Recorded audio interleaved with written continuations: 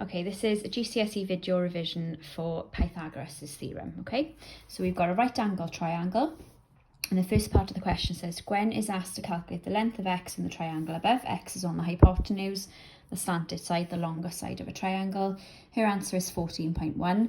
Explain without calculating x why this cannot be the correct answer, okay? So if we think about Pythagoras' theorem, what we are saying is when we square 16.5 and we add 8.6 together, we should get, okay, the hypotenuse squared. Now, what you should know about the hypotenuse is it is the longer side in the triangle. So if we look at that measurement and that measurement, if I was to label 14.1 on there for you so you can see it, this side is actually now longer than that one, so it's incorrect, okay? The reason for that, the hypotenuse has to be the longer side.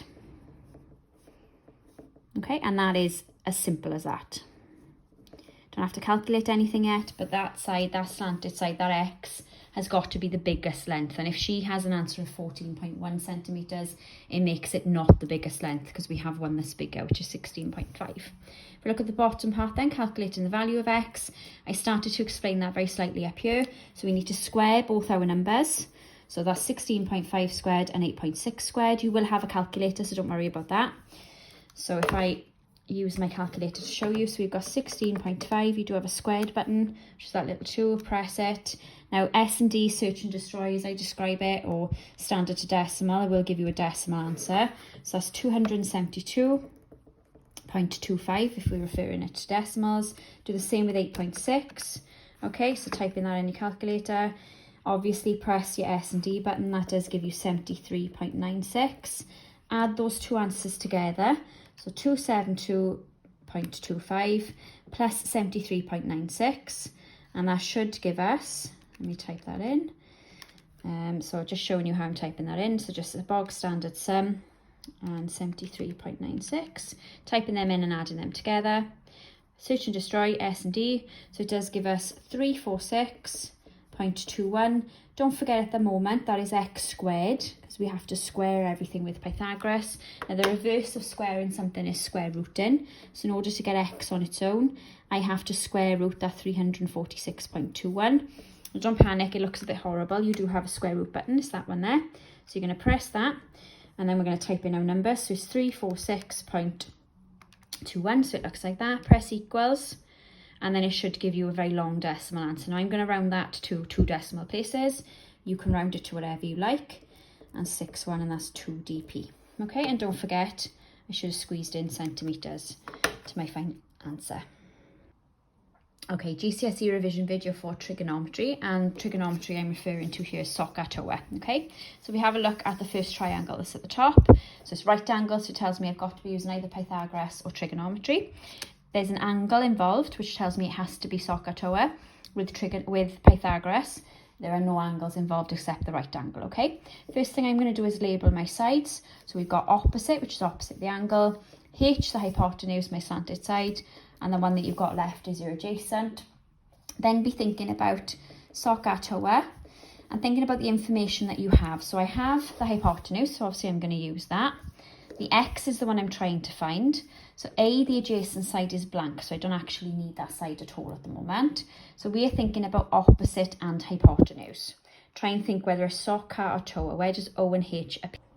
So where does O and H appear together, okay? So it would be in so, sine, okay? So we're going to write sine of our angle, which is 35. It's always the first letter over the second letter. So it's O, which is our x, over my h, which is 14.3. Now it's like an equation, I'm trying to get x on its own. So in order to get rid of that dividing by 14.3, I need to be multiplying by 14.3. So I'm going to take my sine of 35 and multiply that by 14.3, and that does give me x. You will need a scientific calculator. So if I'm going to type all of that in, I'm going to type in sine, and then I've got sine 35. Don't forget to close your bracket when it opens it for you. Okay, so it looks like that. Then you can multiply by 14.3, and then that is going to give you 8.2 to 1 decimal place. Okay, and that is the first section done. Now, if we look at the very bottom example, still with trigonometry, however, this time we are finding an angle. Okay, so we're thinking about labelling my sides again first. So I got opposite, Hypotenuse, always opposite the right angle and that slanted side, and adjacent is the one you've got left, means next to the angle. Okay, so I would circle or highlight the information you've got. So I've got O and I've got A. I don't need H because that's blank and they're not asking me to find anything on there. So I'm thinking in SOHCAHTOA, where does O and A appear together? So it would be in the TOA part, in the tan part. So we're going to follow the same pattern as we did up here, okay? We say tan of the angle, so instead of a number this time I've got a letter, which is Y. First letter, so that's O, so that's 14.3, divided by my second letter, which is A, so that's the 8.7. Now I want to think about getting the letter, that Y on its own. So Y is going to stay there. Now when you take tan across to the other side, like you would in an equation, it goes to a -1, an inverse, that's called. And then that's still of the 14.6, and that's still then of that 8.7, and you are literally going to type all of that in your calculator, okay? Now to get a negative or an inverse trigonometry expression, you need to press shift first of all, then you need to press tan, so the -1 appears, then we've got 14.6, and we are dividing by 8.7, so making sure it goes in the correct order. Close your brackets at the very end and press equals, okay? And that does give us 59.2, and that would be to 1 decimal place. And don't forget it is degrees, okay? Because we are working out an angle this time.